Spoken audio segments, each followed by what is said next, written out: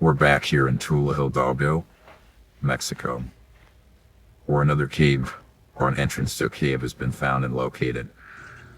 A stone stairway leading down, aliens engraved on the ancient walls, and a lot of rocks and mud in the way. The guys worked extremely hard to clear this out, to see what was in there, and they found something truly extraordinary. Not just a couple pieces or anything, but it looks like an entire complex that goes back inside of here. This was just discovered within the last few days. It'll take some time to get this all cleared out, to make sure it's safe, and to get in there and find out what's inside. But expect some updates over the next few weeks. One thing to note is the amount of mud that you find on the pieces here in Tula Hidalgo. In fact, what's really interesting is we found a ring, a metal ring. It looked like it was gold, maybe copper of some form. And, it was out of the ground for about 4 or 5 days before it arrived to me. And when I got it, it looked perfectly just like he sent it to me. It sat on my table for a couple of days. It turned rapidly green, oxidized. Just proof that the mud contains these objects to where they're not being oxidized. And I think that's a really valid point, that, the mud that encapsulates these pieces, it stops erosion from occurring in a normal way. And I think that that's something that a lot of people ask us is, why aren't the pieces more eroded? Why do they look so good? Well, there's your answer. This is also why you see in a lot of the dig videos softer dirt or more of a mud type silty looking dirt. A lot of people have responded saying, that dirt's too soft, or that's not, that's not the way it should be. But the reality is depending on where you dig in this world, it can greatly differ. The geology is changed and not consistent in pretty much any place really.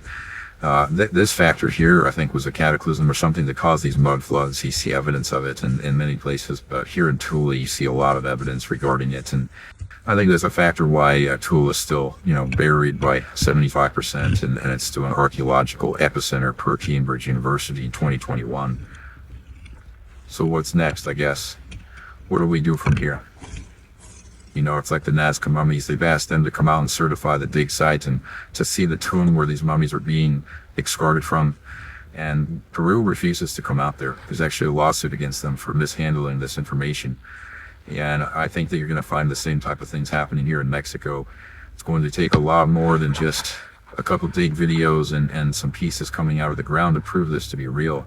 However, these type of structures and these type of caves with this information on the walls and the same pieces that we've been documenting for the last few years, it all adds up 100% to be something that could be very accurate. So where do we go from here?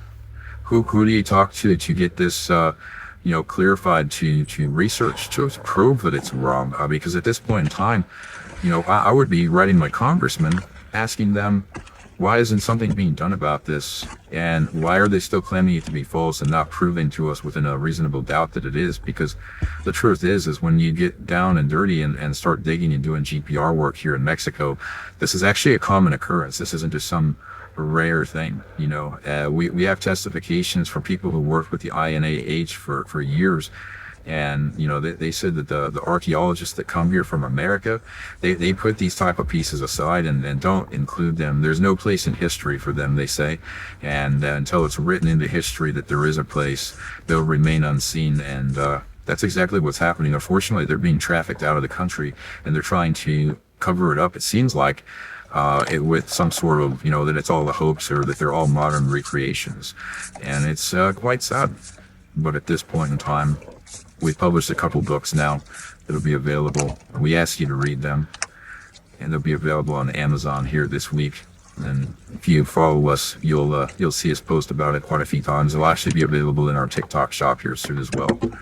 And hopefully that'll be a little bit more something that you can confide in versus a TikTok page, which we fully understand. We use TikTok as a platform to speak about this because we're censored in many of the other places we try to talk about it. There are many establishments trying to keep this covered up for whatever purpose we believe, and that's why we're censored to the degree we are. So we thank you for taking the time and keeping an open mind and considering what might be real. The truth shall set us free.